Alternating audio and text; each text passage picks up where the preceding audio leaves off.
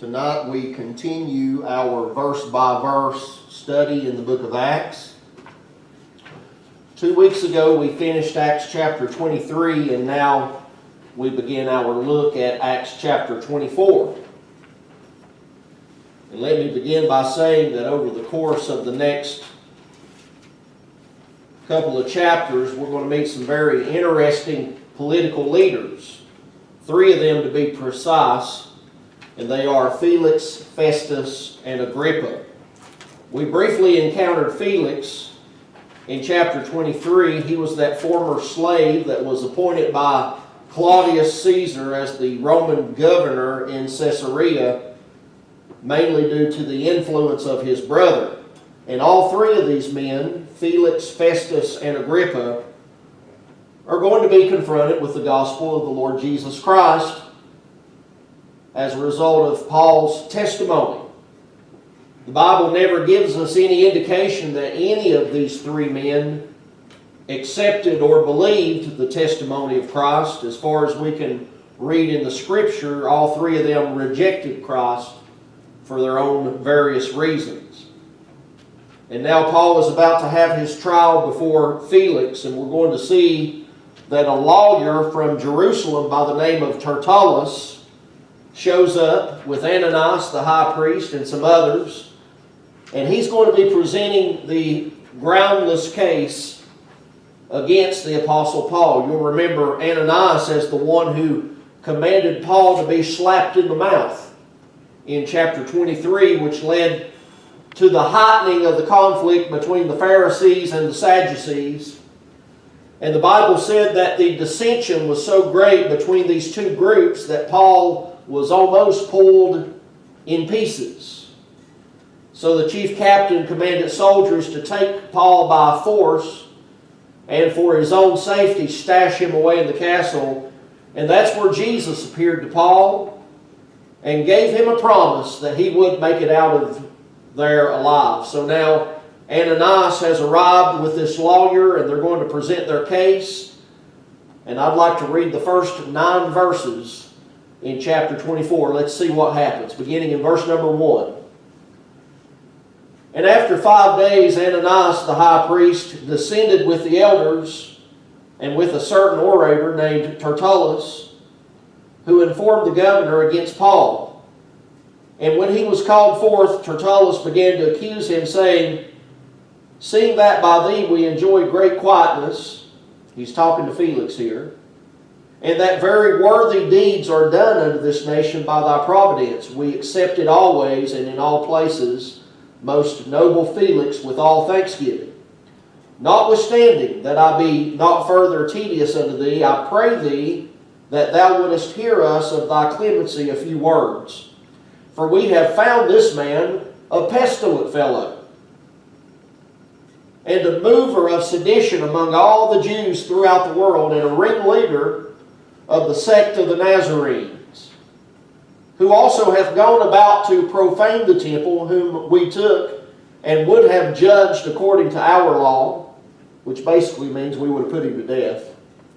"But the chief captain Lysias came upon us, and with great violence took him away out of our hands, commanding his accusers to come unto thee, by examining of whom thyself mayest take knowledge of all these things, whereof we accuse him." And verse number 9 says, "And the Jews also assented, saying that these things were so." Back in verse number 1 again, it says, "And after 5 days, Ananias the high priest descended with the elders,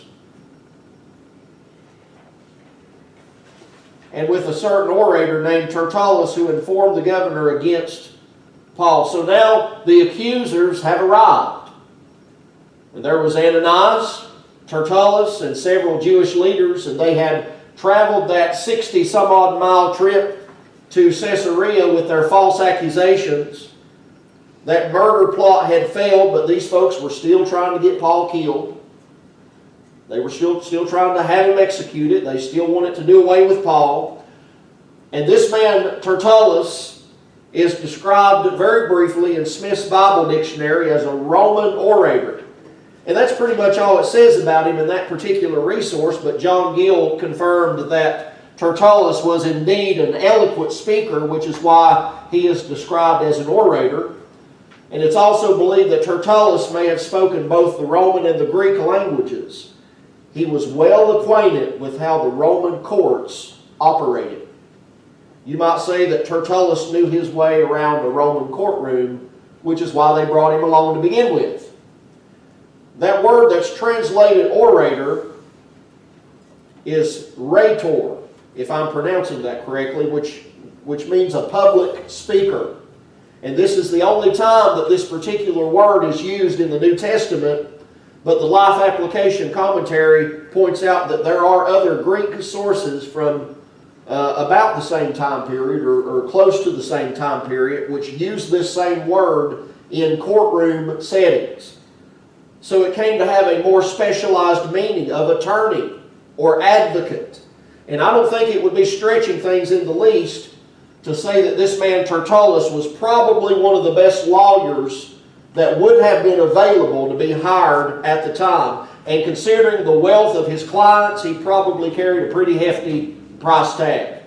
But they didn't mind to cough up the money for a high-powered lawyer. They desperately wanted Paul out of the picture, so they would have been more than willing to pay the price. And verse number 2 says, "And when he was called forth, Tertullus began to accuse him, saying, See that by thee we enjoy great quietness, and that very worthy deeds are done unto this nation by thy providence." Now the he who is called forth here was Paul. And Tertullus was about to bring the accusations against Paul, but he's going to begin first with a bunch of flattering words to Felix. When he speaks to Felix about how they enjoy quietness and the very worthy deeds done by his providence, he's probably talking about how Felix crucified many of the robbers. We mentioned that previously here in this study. Felix crucified a lot of robbers in the land and took them out of the way. And that Jewish historian Josephus wrote that Felix took one particular robber by the name of Eleazar, who was known as the chief of robbers, along with many others with him, and sent him bound to Rome and a bunch of other robbers he just crucified. And Josephus also wrote how that another group of men arose under a pretense of religion and led people away into the wilderness, claiming that God would show them a great sign. Felix viewed these people as sowing division in the land, so he just sent some armed soldiers on horseback and foot, and a great number of these false religious people were destroyed. Josephus also recorded how that Felix had dispersed a group of about 30,000 people who had been gathered together by this false prophet from Egypt, and he just dispersed that group. But lest we begin to think of Felix as a noble leader, he ran his government with cruelty. He was corrupt. He stole from the residents of Caesarea. So Felix was not a good man. He was not a good moral leader.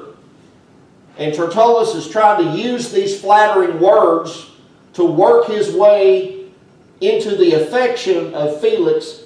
He's trying to get on Felix's good side right off the bat. From the very beginning, he wants to be on Felix's good side. Verse number 3 says, "We accept it always and in all places, most noble Felix, with all thankfulness." So here, Tertullus is insinuating to Felix that the Jews as a whole appreciated the way in which he governed the land. And they took pleasure in his decisions, and they took pleasure in his behavior. And Tertullus is basically telling him that all the Jews everywhere have a lot of good things to say about you, Felix.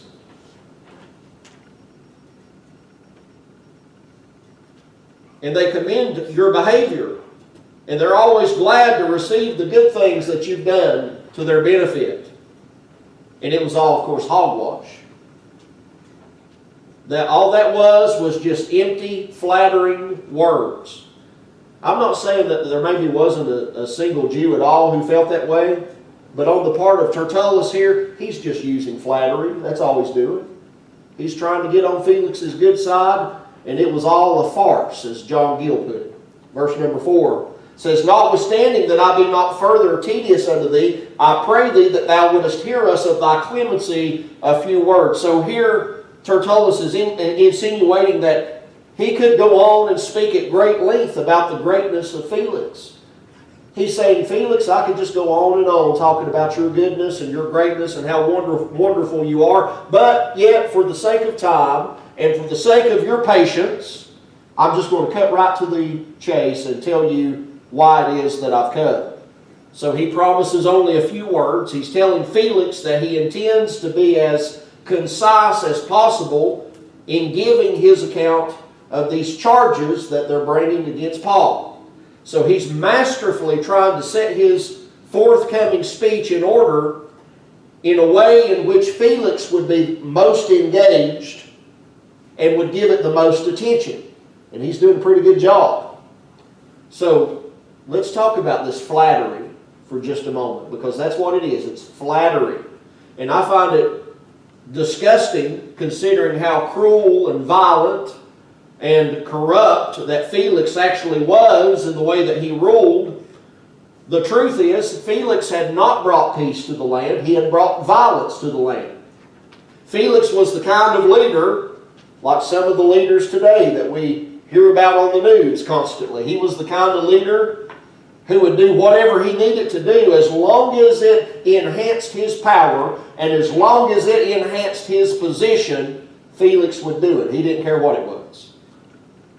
He worked to line his pockets at the expense of his own constituents, and there was nothing about Felix, and there was nothing about the way that Felix governed which was most noble. There was nothing most noble about Felix. And the Jews as a whole were certainly not grateful for the things that Felix had done. So Tertullus has started his speech by lying through his teeth. He made Felix sound like one of the best leaders that a people could ever hope for. And the Bible has a lot to say about lying and flattery. For example, in Proverbs chapter 29, in verse number 5, it says, "A man that flattereth his neighbor spreadeth a net for his feet." And that spreading of a net there in Proverbs 29 speaks of trying to gain an advantage over someone. And that's what flattery is by definition. Flattery is false praise. Webster's defines it as commendation bestowed for the purpose of gaining favor and influence or to accomplish some purpose. That's flattery. And it can be a positive and overall good thing to do as a Christian, to affirm another person by acknowledging character traits that they have that resemble Jesus Christ. That's a good thing, to affirm that in another believer. Affirming and acknowledging the faithfulness of another person is a positive thing to do when you can do it and be truthful about it. But just to lie and exaggerate about someone for your own selfish purposes, those are things that unsaved people do, people who don't know Jesus. So the next time you find yourself about to speak well of someone, just ask yourself this question: am I doing this to build this person up? Am I doing this to encourage this individual? Or am I doing this for my own selfish purposes? If it's to build someone else up, maybe to encourage them and let them know that, hey, brother or sister, God has used you and your life to be a blessing to me. If it's for that purpose, then go ahead and do it. But if it's for some selfish motivation, then we need to refrain from that type of activity and avoid getting all wrapped up in the deceitfulness of flattery. Flattery is not a good thing. God speaks against flattery. We need to remember that. Verse number 5 says, "For we have found this man a pestilent fellow, and a mover of sedition among all the Jews throughout the world, and a ringleader of the sect of the Nazarenes." Now, when Tertullus refers to Paul as a pestilent fellow, the wording in the Greek has in view a plague. A plague. He's basically saying that Paul is a plague. He's a pest. He's a nuisance of the highest degree. And he brings 3 accusations against Paul. First of all, he claims that Paul is a mover of sedition among all the Jews throughout the world. Secondly, he claims that Paul is a ringleader of the sect of the Nazarenes. And thirdly, he alleges that Paul had gone about to profane the temple. So Ananias and his bunch were hopeful that Tertullus would be able to persuade Felix on these charges and have Paul executed. They wanted to be rid of this plague and this nuisance, which was Paul and the gospel that he preached. So, as to the first charge, sedition was a big deal to the Romans. They were very watchful of anyone who might attempt to cause sedition, and any such person who attempted to cause sedition would be very severely punished. The Random House College Dictionary Revised Edition defines sedition as incitement of public disorder or rebellion against a government. That's sedition. And by charging Paul with sedition, Tertullus is referring to several of those riots that have broken out in places where Paul was preaching the gospel, and he's blaming Paul for those riots. But the charge goes beyond just merely accusing Paul of sedition, and it goes to the point of accusing Paul of being a mover of sedition among the Jews throughout the world. He's saying that Paul encourages other people to engage in sedition as well. So that moved the charge up to a higher level. And it was all false. None of that was true. Now we know that riots broke out in places where Paul was preaching, but it was the Jews raising up angry mobs against him. Paul was not moving anybody to take any type of action against the Roman government. So Tertullus was trying to persuade Felix to believe that Paul was causing sedition against Rome. Now, that would have certainly have given Felix grounds to be greatly concerned, because he wanted to portray this image of being in control. He didn't want other people to think that troublemakers could just run amok under his watch. That's why he had all those robbers crucified in the first place.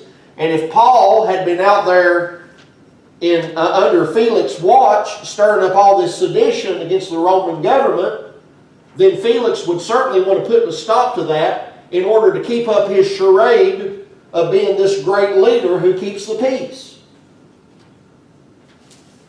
The second charge was that Paul was a ringleader of the sect of Nazarenes. What does this mean? Well, the word Nazarenes here is being used simply as another word for Christians. Christians. He's simply saying that Paul is a ringleader of the Christians. And it's a reference to Jesus' hometown of Nazareth. And the Greek word that's translated sect here has a connotation of heresy. So Tertullus was sharpening the distinction between Christianity and Judaism here.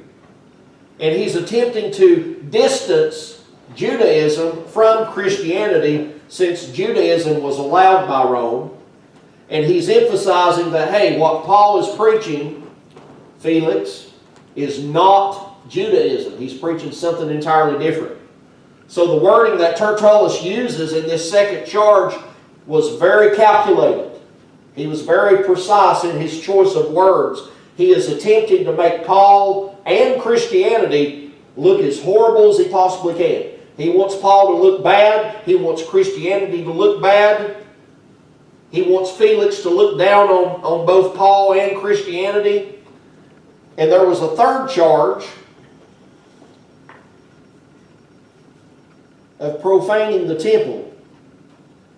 And this charge is probably hearkening back to chapter 21, when the Jews had noticed that Paul and a Gentile by the name of Trophimus, you may remember this when we talked on this several weeks ago, Paul and this Gentile Trophimus were walking through the city together, and some of the Jews saw Paul and Trophimus together, and they jumped to the conclusion that just because Paul was walking with Trophimus, that he must have taken Trophimus into the temple, which was false. Gentiles were not allowed to go past the court of the Gentiles. that was punishable by death if they did. Paul would have been well aware of that. But some angry, unbelieving Jews went around telling this as if it were true. They didn't bother to check the facts. So as we stated when we taught and studied in Acts chapter 21, there's just no way to keep people from twisting the facts. There's no way to keep people from distorting the truth. If they want to twist the facts and distort the truth, they're going to do it. You can't stop it. But what we can do is live our lives with enough integrity and trust that other people living with integrity will be able to discern what the truth really is. So this third charge was just another push to convince Felix that Paul needed to be put to death.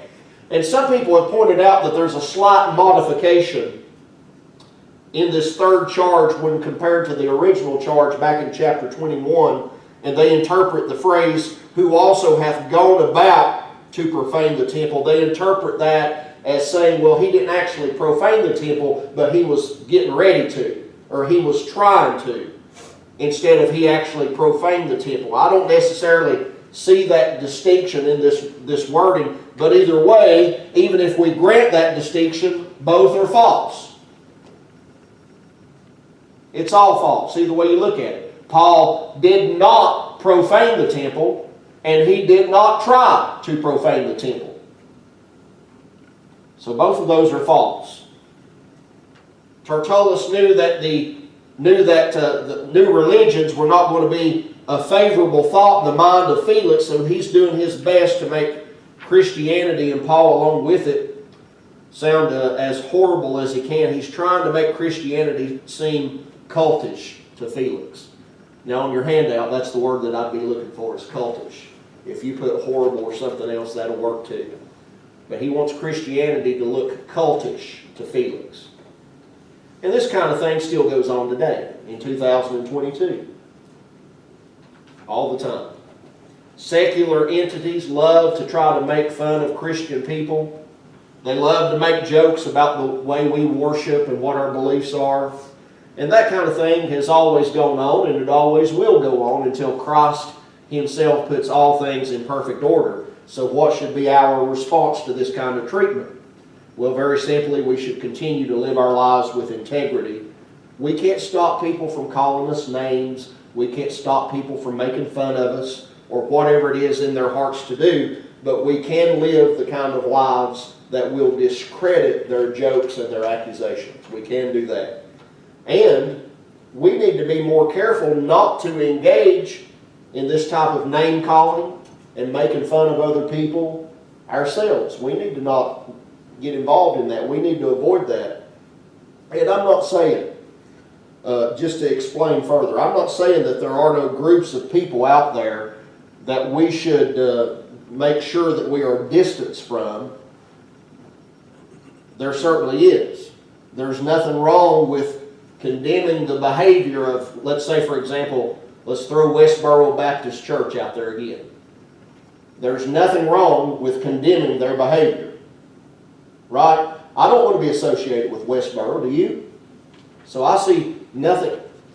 So if you don't know who Westboro Baptist Church is, and some of you probably do, and some of you may not, it's basically a hate group. And they say and do some of the most horrible, wicked things that you could say and do, and God's not in 1,000 miles of it. And that's not a group that I want to be associated with. And there have been several times in my life when I tell someone that I'm a Baptist, if I feel it necessary, I'll go ahead and say, hey, not to be associated with Westboro Baptist. So there's nothing wrong with condemning the behavior of certain groups. There's nothing wrong with pointing out that a certain group is a cult or heretical and saying, hey world, this bunch over here is wrong and here's why, and we want you to know that we're not aligning ourselves with that. There's nothing wrong with that. In fact, these are distinctions that need to be made, but we should not, hear this, we should not be a people who split from and refuse to fellowship and serve and worship with those who just disagree with us on some peripheral issue or some secondary matter. Not every issue in the Christian sphere is an issue that really changes the nature of salvation. Not every issue in the Christian sphere is a matter that affects the nature of God, and we shouldn't divide over such matters. If it changes the nature of salvation, for example, let's say that there's a group out here somewhere and they're teaching, hey, if you want to be saved, here's what you got to do. Click your heels together 3 times and say there's no place like home and you'll be saved. No, that's a departure from what the Bible teaches as to how we're saved. We cannot unite with that. But there are some things that different Christian groups can agree to disagree on. So we need to be very careful who we speak against. If it's someone that needs to be spoken against, fine. Go ahead and do that, but make sure you've got biblical grounds to do that. If you're just trying to make some other Christian look bad because they disagree with you over some secondary issue, then the best thing to do in that situation would probably be just to keep quiet unless we end up being like the devil in the world. Does anybody have any questions about any of that? Anything that I just said?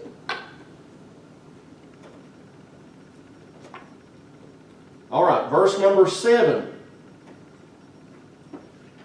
But the chief captain, Lysias, came upon us, and with great violence took him away out of our hands.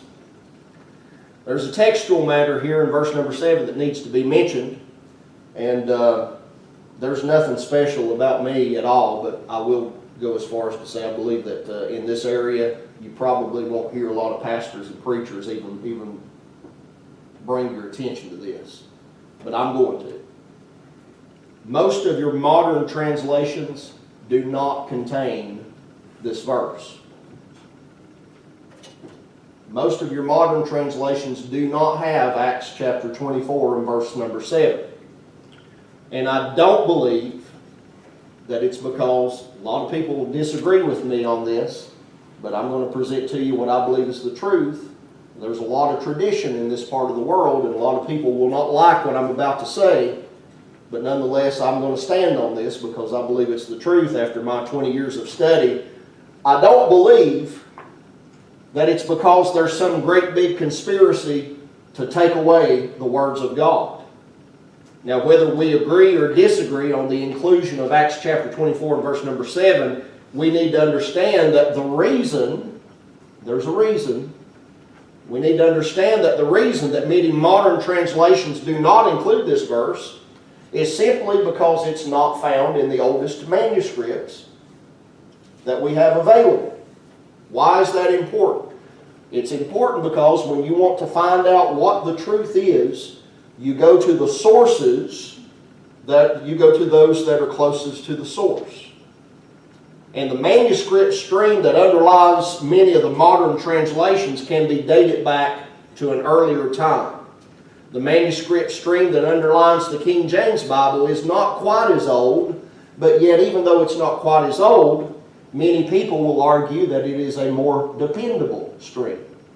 Many people will argue that it's the primary stream that you could trace back down through history that the people of God used.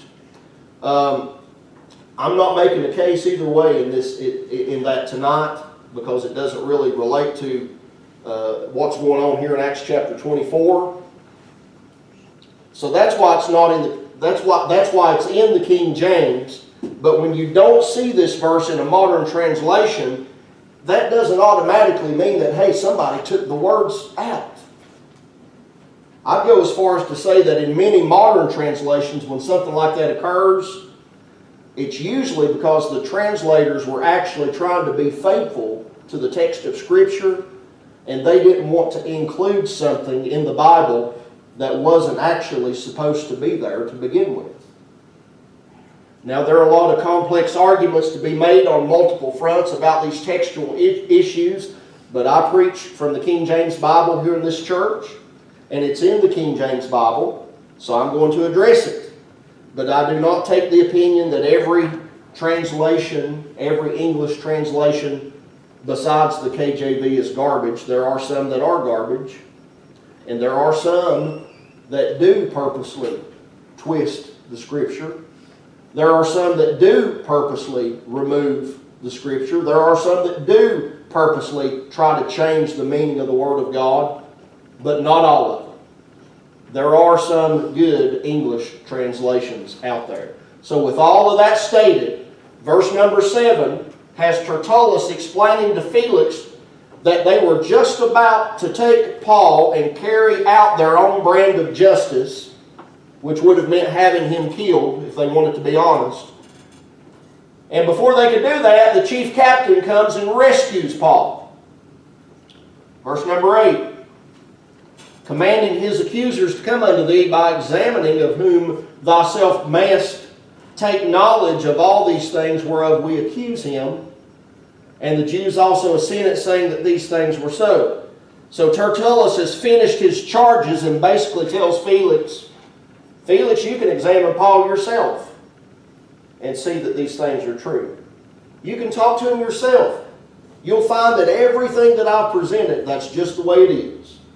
And then the other Jews threw in their 2 cents worth, and they affirmed that the words of Tertullus were true. Of course, his words were not true, but they said they were true. And I'll give you a quick closing application, and then we'll be done, and we'll go over the handout. What can we take away from this? Well, one thing is, don't believe everything you hear. Don't believe everything you hear. Even the most convincing accusations against someone else might be false. Tertullus might have been a reputable man, but he was reputable among a group of people who wanted to twist the facts.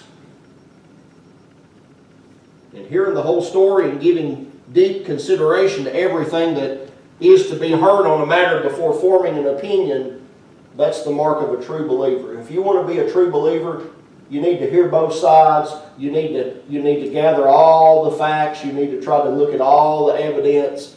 You need to try to, take all sides and all things into consideration before you form an opinion on something. Now, an immature believer, they won't do that.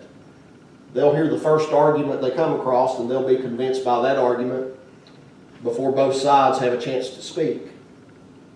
But not the mature believer. So what Tertullus has said is not all there is to be said, because Paul hasn't spoken yet. Now he's about to, and we'll pick up with what Paul has to say next time.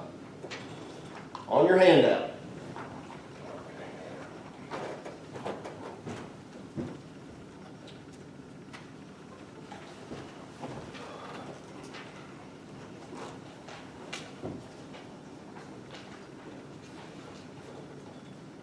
Number 1,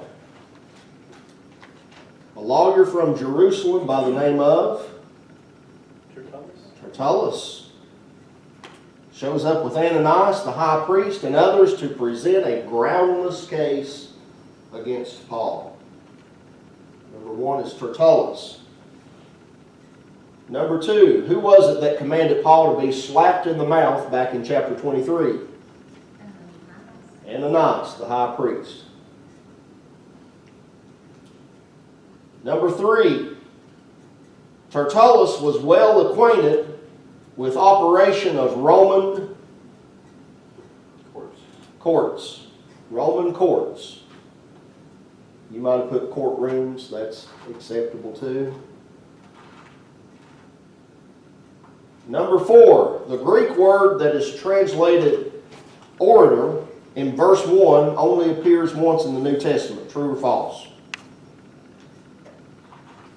Anybody get that? True. True. It's the only time it appears in the New Testament is in 24:1. Okay, number 5. Tertullus is a truthful and honest man. That's false.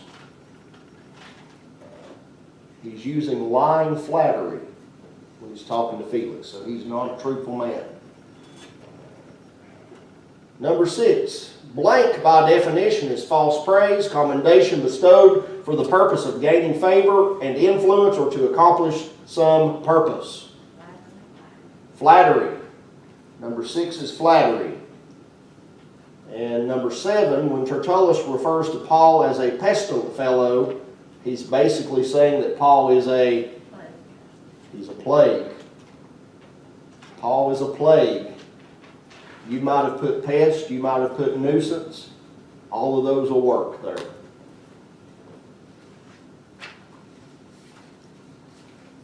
Number 8. The Random House College Dictionary, Revised Edition, defines blank as incitement of public disorder or rebellion against the government.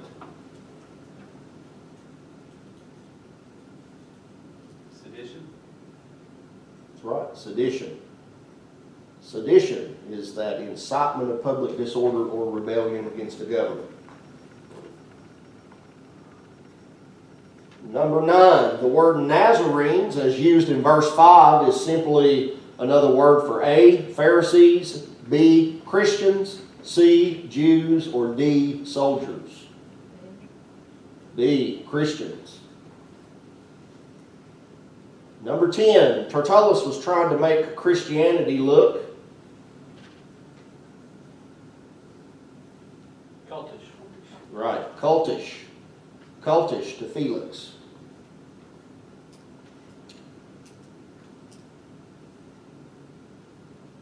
Number 11, what verse did we say is not contained in some of our modern Bible translations? 7.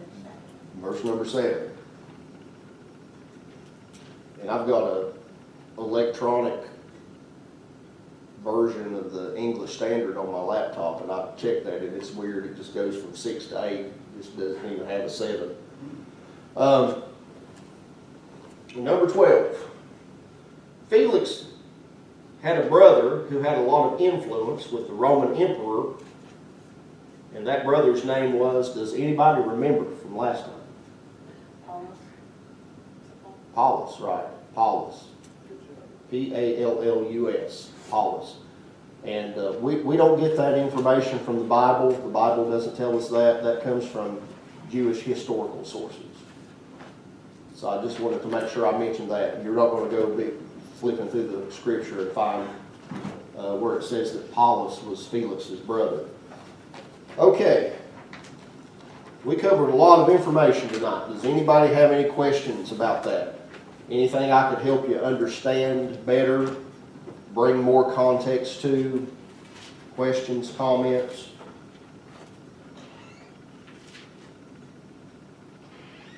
This is not flattery, but you usually do such a good job at explaining it. No, that's not to be said. Well, thank you. I appreciate the encouragement, and I'll accept it as such. By God's grace. All right. No questions, comments? Nothing further? All right. God bless you, daughter.